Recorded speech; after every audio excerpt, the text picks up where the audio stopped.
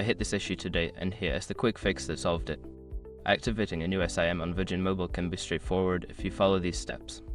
Step 1. Gather your information. Before you start the activation process, make sure you have your new SIM card, your phone, and any necessary account information handy. This usually includes your Virgin Mobile account number and personal details. Step 2. Insert the SIM card. Take your new SIM card and insert it into your phone. Make sure it is seated properly in the SIM tray.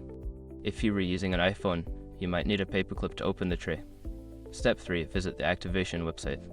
Open a web browser on your device and go to the Virgin Mobile activation page. Follow the prompts to begin the activation process.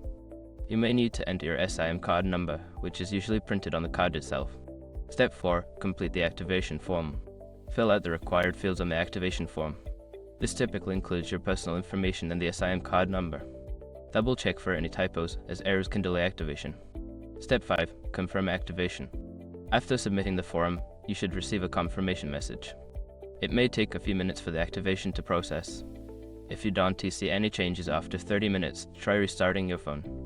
I hope these steps help you get your new SIM activated smoothly. If you run into any issues, don't hesitate to reach out to Virgin Mobile customer support for assistance.